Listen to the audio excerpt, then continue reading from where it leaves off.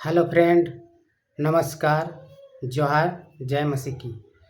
तो दोस्तों, आप सब कैसे हैं आज का दिन में। मैं आशा करता हूं आप सब परमेश्वर की दया और कृपा से अच्छे और स्वस्थ होंगे और मैं भी परमेश्वर की आशीष से अच्छा और स्वस्थ ही पाया जाता हूं।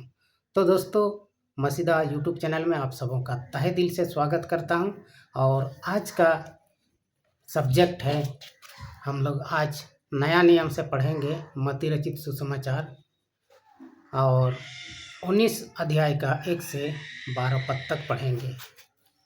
तो दोस्तों, आज का इस वचन के आधार पर हम सबों को क्या शिक्षा मिलता है, क्या शिक्षा दिया जाता है, परमेश्वर हमारे लिए आज का दिन में क्या योजना बनाए हैं, हम इस वचन के द्वारा समझेंगे या समझने का कोशिश करेंगे।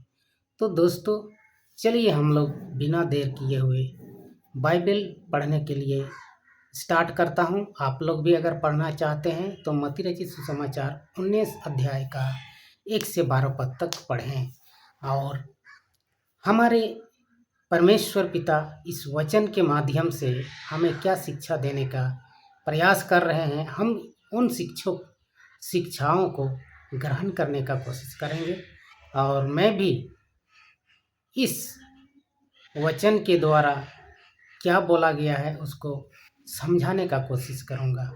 तो चलिए हम लोग बिना देर किए हुए बाइबल पढ़ने के लिए स्टार्ट करता हूँ। अब अपना वह उपदेश समाप्त कर ईसा गलीलिया से चले गए और दर्शन के पार यहूदा प्रदेश पहुँचे। एक विशाल जनसमूह उसके पीछे हो लिया और ईसा ने कहा वहाँ लोगों को चंगा किया।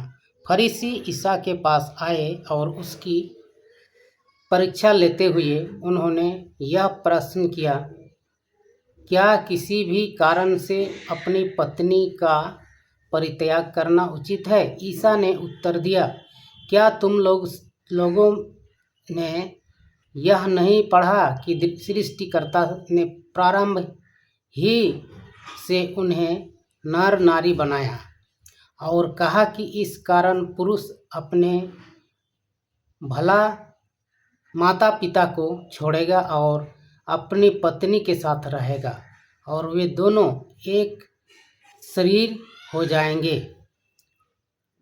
इस तरह अब वे दो नहीं बल्कि एक शरीर है। इसलिए जिससे ईश्वर ने तोड़ा है उससे मनुष्य अलग नहीं करे। क्योंकि ईसा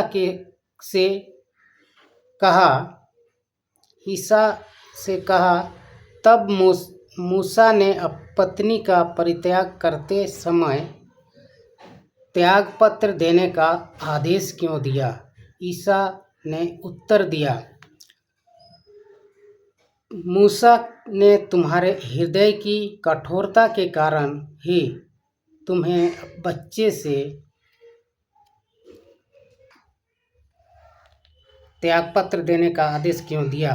ईसा ने उत्तर दिया, मूसा ने तुम्हारे हृदय की कठोरता के कारण ही तुम्हें पत्नी का परित्याग करने की अनुमति दी, किंतु प्रारंभ से ऐसा नहीं था। मैं तुम लोगों से कहता हूँ कि व्यभिचार के लिए किसी अन्य कारण से ही अपनी पत्नी का परित्याग करता और किसी दूसरे स्त्री से विवाह करता है, वह व्यभिचार करता है। शिष्यों ने ईसा से कहा, यदि पति और पत्नी संबंध ऐसा है तो विवाह नहीं करना अच्छा ही है। ईसा ने उनसे कहा, सब यह बात नहीं समझते, केवल वे ही समझते हैं जिन्हें वह वरदान किया है।